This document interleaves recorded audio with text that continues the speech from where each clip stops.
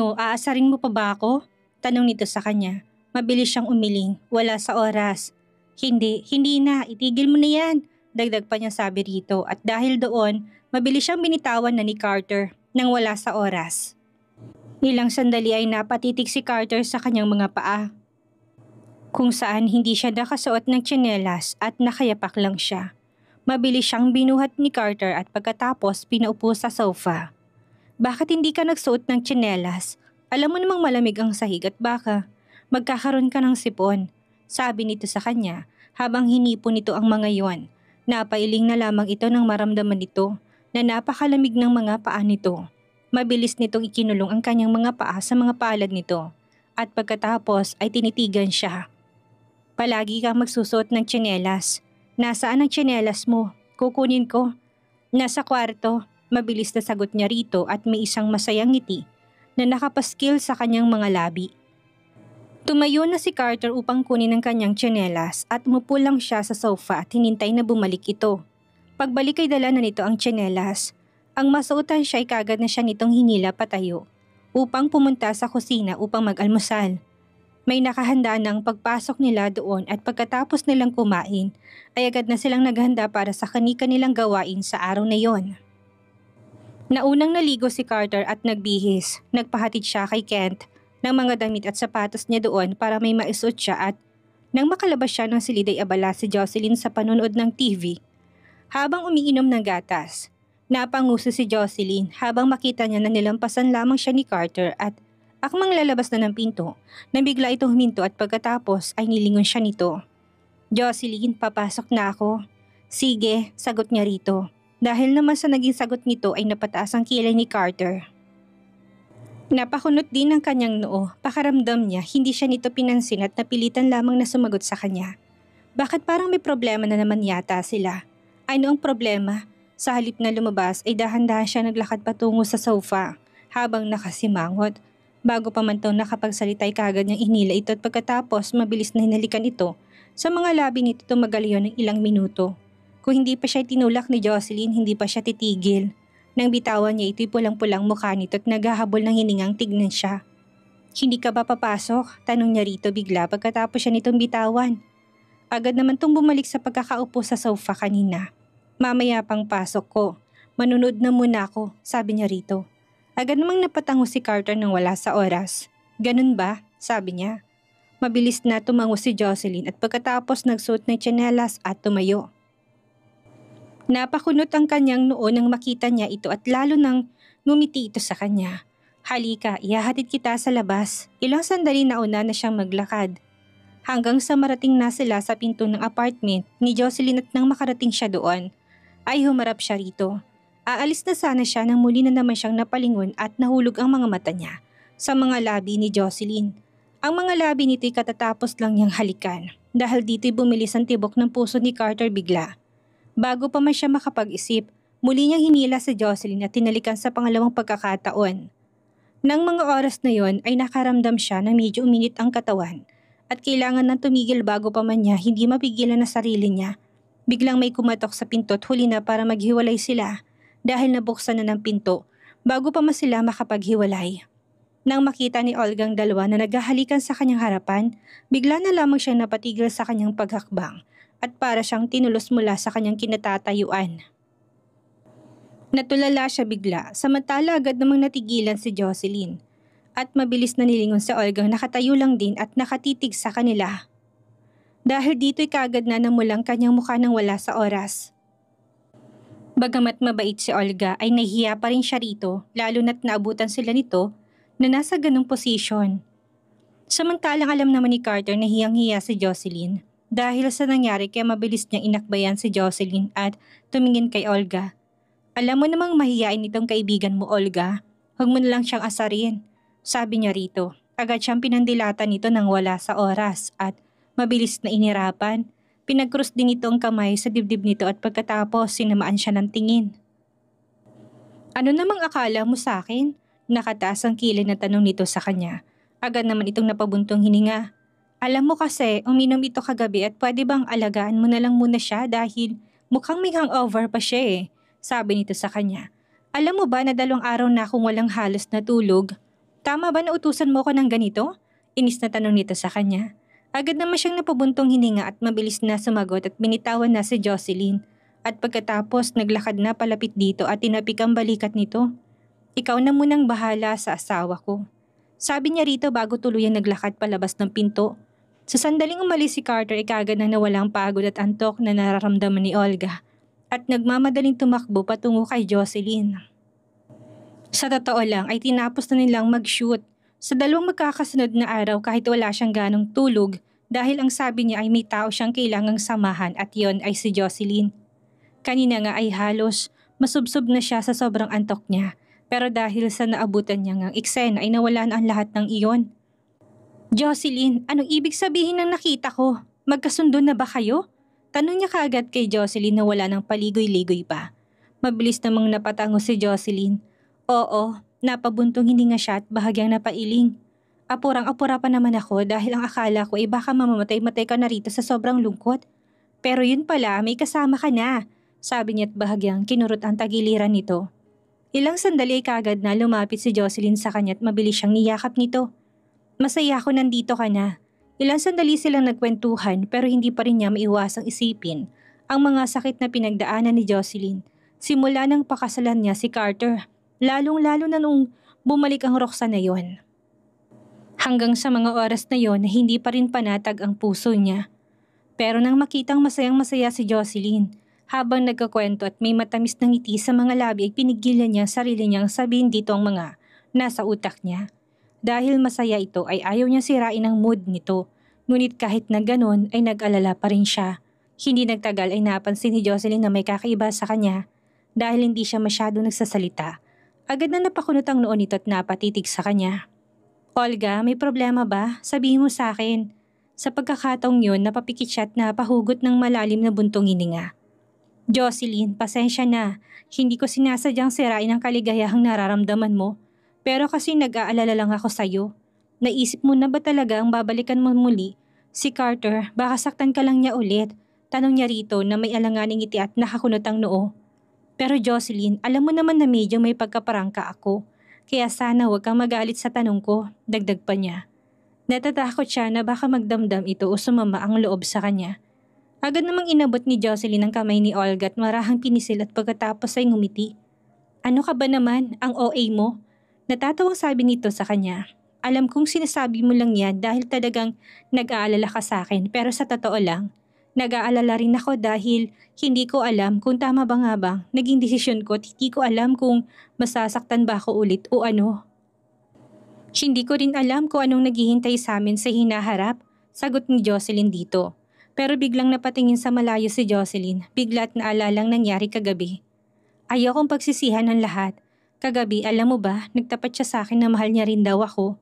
Sobrang saya ko nang marinig kong mga salitang yon mula sa kanya. Dahil alam mo ba, simula nang mahalin ko siya, ayun lang naman ang hinihintay ko. Ang mahalin niya rin ako pabalik.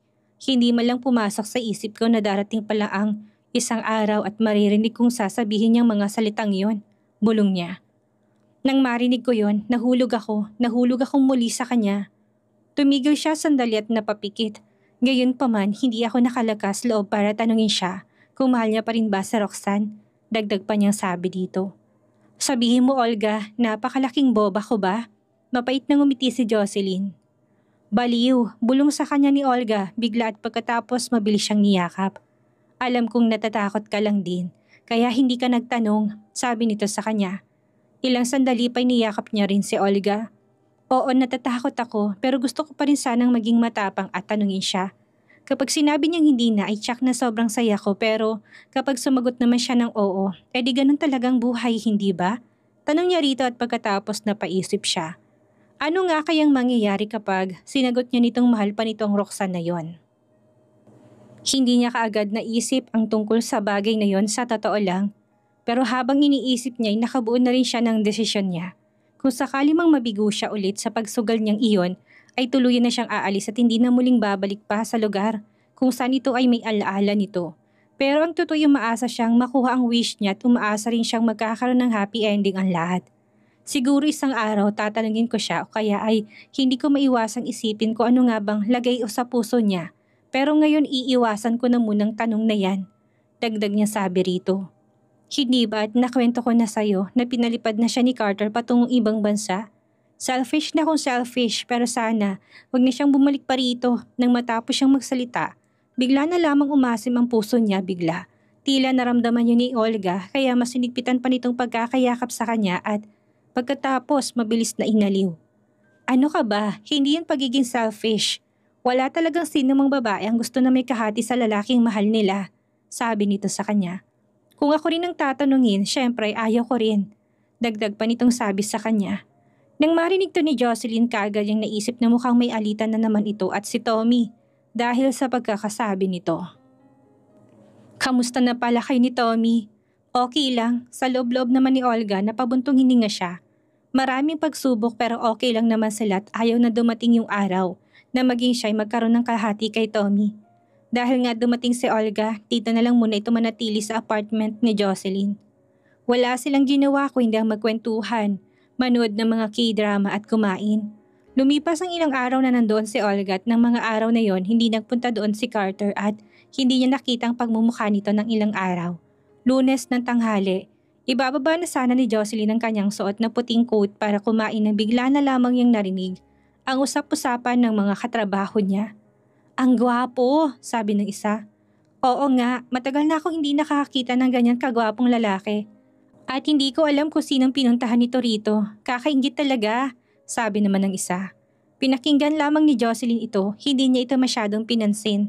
Agad na nga siyang naghubad ng coat niya at kinuha ng kanyang maliit na wallet upang lumabas para na rin siyempre kumain. Paglabas niya, bigla na lamang siyang natulala nang makita ang figurang nasa harapan niya. Napakurap siya ng ilang beses dahil hindi siya makapaniwala sa kanyang nakikita. Ang paalam kasi nito sa kanya ay 1 linggo siyang hindi makakauwi dahil may business trip ito, pero habang tumatagal tinititigan niya ito ay nasiguro niyang hindi siya nagkamali ang paningin niya. Nakabalik na nga ito. Kaagad siyang nagtatakbo patungo kay Carter at ilang sandali pa. Nang makita siya nito ay kaagad itong ngumiti at kasabay nito'y mabilis siya nitong sinenyasan na tumigil siya sa kanyang pagtakbo. Agad naman siyang sumunod dito at nanatili sa kanyang kinatatayuan at pinanood itong naglakad patungo sa kanya. Nang tuluyang makalapit ito sa kanya, kaagad siya nitong niyakap ng mahigpit. Halos ilang araw lang silang hindi nakita pero pakiramdam niya 1 buwan na ang nakalipas nung huli silang nakita. Agad din namang niyakap ni Jocelyn si Carter at nang maamoy niya ang pamilyar na pabango, ay huminga siya ng gusto upang amuyin ito. Nakaramdam siya ng walang katulad na pananabik dito ng mga oras na yon. Kung iisipin, 2 araw lang silang hindi nagkita at 48 oras lang pero pakiramdam niya parang 1 taon na kaagad. Pareho silang mahigpit ang yakap sa isa't isa. Pagkaraan ng ilang sandali narinig niya nagsalita si Carter. Saan may lounge dito? Tanong nito sa kanya. Diyan lang, pwede bang ihatid mo ko doon? Tanong nito sa kanya kung saan ay kaagad naman siyang tumango dito. Hindi na masyadong nag-isip pa si Jocelyn dahil ang iniisip niya ay pagod na pagod ito kaya gusto nitong pumunta doon para makapagpahinga. Ilang sandali pa tuluyan na silang nakarating doon at kaagad na kumuha ng isang silid si Carter. Pagkabukas ni Jocelyn ng pinto ay nagmarcha siya papasok sa loob at sinundan naman siya kaagad ni Carter. Narinig niya ang pagsara ng pinto kasunod ng paghawak nito sa braso niya at inikot siya upang halikan sa kanyang labi. Hindi na siya nakapagreklamo dahil tuluyan hanggang gumalaw ang mga labi nito at mas pinalalim pa nitong halik sa kanya. Natigilan siya sandali ngunit hindi siya nito binigyan ng pagkakataon na tumutol. Maaring ang dahilan ng kilos nito ay ang hindi nila pagkikita ng 2 araw. At ramdam niya na sobrang sabik na sabik ito sa kanya. Idagdag pang mga kamay nito na gumagapang na sa iba't ibang parte ng katawan niya. Unti-unti nang uminit ang pakiramdam ni Jocelyn kung saan ay umalat hanggang sa kaibuturan ng pagkatao niya. Aaminin niyang na-miss niya ito dahil sa ilang araw na hindi nila pagkikita. Ang hininga nito, ang halik nito, ang amoy nito, ang lahat sa ilalim ng kanyang opensiba ay unti-unti na nga itong binitawan ni Jocelyn at nanlambot ang buong katawan niya. At tuluyang sinagot ang mga halik ni Carter at pinulupot ang kanyang mga kamay sa leeg nito. Painit ng painit ang nararamdaman nilang dalawa at halos mabaliw na sila nang bigla na lamang may kumatok sa pinto kung saan ay halos tumigil ang tibok ng puso ni Jocelyn. Natakot siya bigla habang pinapakinggan niya ang katok. Ilang sandali kaagad siyang binitawan ni Carter. Habang nakatingin siya sa pinto, hindi niya nangahas na huminga. Nagpatuloy ang pagkatok sa pinto kung saan ay mas lalo pa siyang kinabahan bigla. At napaisip kung bubuksan ba nila ang pinto o hindi. Naglakad na si Carter palapit sa pinto at nakahawak sa seradura nang lingunin siya nito. Gusto mo bang buksan ko ang pinto? Agad siyang umiling kaya kagad din naman itong binitawan ng seradura ng pinto. Nanatili silang tahimik sa loob hanggang sa narinig nila ang papalayong yabag mula doon. Dahil doon ay mabilis na nakahinga ng maluwag si Jocelyn. Samantala hindi naman natuwa si Carter, lalo nang lingunin niya ito at naalala na muntik na sana siyang makaskor kanina. Agad na sumama ang kanyang muka, nang lingunin naman siya ni Jocelyn. Ay agad itong ngumiti at pagkatapos sumandal sa padar at nagtanong. Carter, galit ka ba? Tanong nito sa kanya. Hindi, pero napakarong timing naman nun. Sabi ni Carter at kitang-kita ni Jocelyn ang iritasyon sa mukha nito, kung saan ay mas lalo pang napangiti si Jocelyn. Mabilis siyang lumapit dito at tumingkayad at hinalikan ito sa labi. Isang dampi lang ang ginawa niya at pagkatapos mabilis na tumakbo sa isang parte ng silid. Ngunit naging mabilis ang kilos ni Carter at kaagad din naman siya nitong nahuli at mahigpit na niyakap. Aba, at nanunukso ka ha? Sabi nito sa kanya nang mahuli siya nito. Ang tinig nito'y napaka-sexy at kaakit-akit. Hindi kaya? Sagot naman niya dito kaagad. Mabilis siya nitong iniharap sa kanya, tinawakan itong kanyang mukha at tumitig sa mga mata niya na napakaseryoso. Jocelyn, bulong nito. Sabi niya sabay taas ng kilay niya. 2 araw tayong hindi nagkita. Na-miss mo ba ako? Tanong nito sa kanya bigla-bigla. Ang mga mata nito ay nakatitig sa kanya na halos manuot hanggang sa kaloob-looban niya. At ang tinig nito ay napakababa at napakasensual. Bigla tuloy siyang napaisip dahil sa naging tanong nito. Sa totoo lang ay simula nang umalis ito hindi na ito nawala sa isip niya. At sa pagkakataong iyon ay ayaw niya namang sabihin ditong totoo na oras-oras, minu-minuto ay naiisip niya ito. Anong ibig mong sabihin? Gusto mo bang mag-ano? Tinaas niyang kanyang ulo at buong tapang na tumitig sa mga mata nito at nagtanong. Ibinaba naman ni Carter ang kanyang ulo at binigyan siya ng isang halik sa kanyang noo. Pagkatapos, hinawakan ng kanyang mukha at seryosong tinignan siya na may isang pares ng itim na mga mata at matatag na sinabi. Oo, gusto ko. Bulong nito. Sa lahat ng oras ay yun ang iniisip ko, ang maikulong kita sa mga bisig ko at ang halikan sa lahat ng parte ng katawan mo. Dagdag pa nito, ang mga salitang ito ay parang simoy ng hangin na pumasok sa tenga ni Jocelyn. At habang nakikinig ay isang nakakaantig na ngiti ang sumilay sa sulok ng kanyang bibig. Na-miss din kita. Sagot niya rito, inabot niyang kamay at niyakap ng mahigpit si Carter. Sa mga sandaling yun, pakiramdam nila na ang kanilang mga puso ay mas magkalapit kaysa dati. Dahil sa pagdating ni Carter, hindi na pumunta si Jocelyn sa cafeteria ng ospital para kumain. Sa huli, lumabas na lamang sila sa lounge at nagpunta sa maliit na parke ng ospital kung saan may mga upuan at halos walang tao. Bumili sila ng pagkain sa nadaanan nila at doon na lamang nila napiling kumain at bagamat medyo simple ang kapaligiran. Pagkakita niya sa pagkain dala ni Carter ay kagad na naramdaman ni Jocelyn na bigla na lamang siyang nagbutom. Binuksan nito ang mga dala nito. May mga hipon, pork barbecue, fried chicken at iba pa at halos lahat ay gusto niya. Pagkatapos noon sabay na silang kumain at nagkwentuhan sa mga walang kwentang bagay. Masayang masaya si Jocelyn. Habang kumakain samantalang si Carter hindi halos may pintang muka. Nang makita ito ni Jocelyn, kaagad siyang napakunot ang noo at nagtanong. Bakit parang hindi ka masaya? Tanong niya rito. Napabuntong hininga si Carter. Pakaramdam ko, tinatago mo ko kaya hindi mo ko dinala sa cafeteria. May kasalanan ba ako? Sabi nito na medyo nakakunot pa ang noo dahil sa itsura nito ay bigla siyang na-amuse at pagkatapos hindi na niya pigil ang mapatawa dahil sa itsura nito. Nang makita siya nitong tumatawa, medyo naging mas nalukot pang mukha ni Carter. Napakawalang konsensya mo. Tapos tinatawanan mo pa ako, nakangusong sabi nito sa kanya. Dahil nga hindi niya mapigilan ang kanyang tawa ay napatakip siya sa kanyang bibig at pagkatapos pinilit niyang sinupil ito hanggang sa mangiti na lamang siya. Hindi ko kasalanan yon. Hindi ako dapat ang sisihin mo kung hindi ang sarili mo. Mabilis na sagot dito. Wala naman akong ginawa, salubong ang kilay na sagot nito sa kanya. Wala ka naman talagang ginawa pero yung mukha mo, meron. Dahil sa sinabi niya ay kagad na napahawak sa mukha si Carter. gamit ang isa nitong kamay at dinama ang bawat parte ng mukha nito. Agad na nagsalubong ang kilay nito at kunot na kunot ang noo. Anong ibig mo sabihin? Naguguluhang tanong nito sa kanya.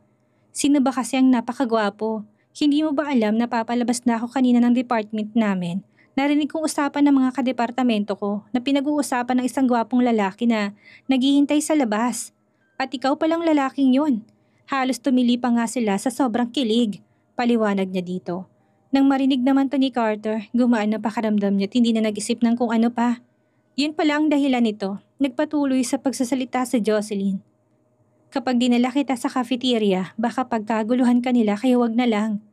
Baka makipag-away pa ako doon nang dahil sa'yo, dagdag pa niya sabi. Nang marinig naman ni Carter ang mga salitang yon na galing kay Jocelyn, ay sobrang saya niya at pagkatapos kumorte ang isang ngiti sa kanyang mga labi at mabilis na nagtanong dito. Takot ka ba na baka agawin ako ng iba? Sa halip naman na sagutin ni Jocelyn ang tanong nito, ay inulit niyang tanong nito at binalik sa kanya. Bakit ikaw? Hindi ka ba natatakot na baka agawin ako ng iba? Balik niyang tanong dito. Natatakot, syempre, mabilis na sagot nito. Kaya nga sa tuwing umuwi ako galing sa mga business trip, ay ikaw kagad ang pinupuntahan ko. Dahil sa sagot nito ay kaagad nang ngumiti si Jocelyn. Pareho lang naman pala tayo, sagot niya rito. Halos nakalahati na nila ang kanilang kinakain nang bigla na lamang silang may narinig ni isang tinig mula sa likuran nila. Jocelyn, akala ko mali ang mga mata ko. Pero ikaw nga talaga, sabi nito na ikinalingon niya. Ang taong dumating ay walang iba kung hindi si Kendra. Agad na nagpanik si Jocelyn ng mga oras na yon. Bakit ka napadpad dito? Tanong niya rito. May isang pasyente akong sinamahan para maglakad-lakad dito. Mabilis naman itong sagot sa kanya at pagkatapos lamang nitong magsalita, ay agad nitong napansin si Carter na nakaupo sa tabi ni Carter na nailigpit ng pinagkainan nito ng mga oras na yon. Pagkakita nito sa gwapong mukha ni Carter ay kaagad na lalaki ang mga mata nito. Jocelyn, sino ba itong gwapong katabi mo? Boyfriend mo ba siya? Kaya naman pala hindi ka interesado sa kagapuhan ni Red. Dahil may boyfriend ka na pala na kasing gwapo niya. Dagdag pa nitong sabi sa kanya, nang matapos tong magsalita ay may ngiti sa mga labing tumingin sa kanya. Nang marinig ang tanong nito ay biglang nagdalawang isip siya na sumagot at nilingon si Carter bago siya. Hindi, ano ka ba? Kung ano-anong sinasabi mo, pumunta ka nga doon at kailangan ka ng pasyente mo. Mabilis na taboy niya rito. Malawak naman tong ngumiti sa kanya. Nako, alam mo, matutuwa ako para sa'yo. Nakangiting sabi nito at pagkatapos lumapit sa kanyang tenga upang bumulong. Patusin mo na. Mas gwapo pa siya kay Red sa totoo lang at huwag mo nang pakawalan pa. Sabi nito at pagkatapos kumindat sa kanya bago tuluyang umalis. Nang umalis si Kendra, pareho silang natahimik ni Carter. Ngunit ilang sandali lamang naramdaman ni Jocelyn na tila ba may mali lalo pa't sobrang napakatahimik ni Carter ng mga oras na yon. Akmang ibubuka pa lang sana ni Jocelyn ang kanyang bibig upang tawagin si Carter. Nang bigla na lamang itong humakbang paalis nang wala man lang binibitawang kahit na anumang salita. Dahil dito, kaagad siyang humakbang upang habulin ito. Mabilis ang mga naging hakbang nito kaya kinailangan na niya tumakbo, lalo pa at mas mahaba ng bias nito sa kanya. Carter, hintayin mo ako, sigaw niya rito habang hinahabol niya ito. Ngunit hindi ito tumigil o lumingon man lang sa kanya. Carter, hintayin mo ako, muli niyang sigaw at mas binilisan pang kanyang pagtakbo. Sa huli bumagal din naman ang paglalakad ni Carter kaya naabutan niya rin ito sa wakas. Nang maabutan niya ito'y kaagad niyang hinawakan ng braso nito at pagkatapos dali-daling nagtanong. Carter, ano bang problema mo? Tanong niya sa mihinahong tinig habang salubong ang mga kilay niya at naghahabol ng hininga. Humarap ito sa kanya at pinagdikit lamang ang mga labit hindi sumagot sa kanya. Tinititigan lamang siya nito ng malamig. Mukhang hindi maganda ang aura nito at mukhang galit din ito. Dahil nga hindi ito sumagot, muli na naman siyang nagtanong. Carter, galit ka ba? Tanong niya rito, ngunit hindi pa rin ito sumasagot sa kanya. Napabuntong hininga na lamang si Jocelyn. At pagkatapos sinarap ito at tumitig sa mga mata nito at seryosong nagtanong dito. Galit ka ba na tinanong ni Kendra kung may boyfriend kita at hindi ko inamin? Nang matapos siyang magtanong ay medyo lumambot ang ekspresyon nito at mukhang nadali niya ang dahilan na bigla-biglang pagbabago ng mood nito. Pasensya ka na, hindi naman to katulad ng iniisip mo. Hindi ko naman talaga sinadyang itago ka. Kung hindi pinapangalagaan ko lang ang reputasyon mo dahil ayaw ko mapag-usapan ka ng mga tao at biglang napatigil si Jocelyn sa kanyang sinasabi at biglang nilukot ang kanyang mga daliri sa paa at nag-iwas dito ng tingin. Nagsisimula pa lang tayo ulit at hindi pa natin alam kung anong mga mangyayari sa hinaharap. Mahinang dagdag niya. Gusto ko lang masiguro munang takbo ng relasyon natin bago ipagsabi sa iba. Anong ibig mo sabihin? Kulubot ang tanong na tanong ni Carter sa kanya. At bahagyang may galit sa tono nito. Na baka isang araw ay maghiwalay tayo ulit. Na baka hindi pala talaga tayo para sa isa't isa. Yung ganun, sagot niya rito. Sa totoo lang ay yun ang mga topic na pinakaiwasan niya pero wala na siyang magagawa pa. Lalo pat na umpisahan naman na nilang pag-usapan. Napubuntong ininga siya at pagkatapos sumarap dito. Sige na nga, sasabihin ko na, si Roxanne. Banggit niya sa pangalan nito at pagkatapos noon ay pareho silang natahimik bigla. Nang marinig naman ni Carter ang pangalan ng babaeng iyon ay bigla na lamang siyang napasimangot nang wala sa oras. Oh, ano naman ang tungkol sa kanya? Tanong niya rito na walang ekspresyon ng mukha at malamig ang mga mata. Siya ang unang naging girlfriend mo, ang taong pinakamamahal mo sa tuwing bumabalik siya.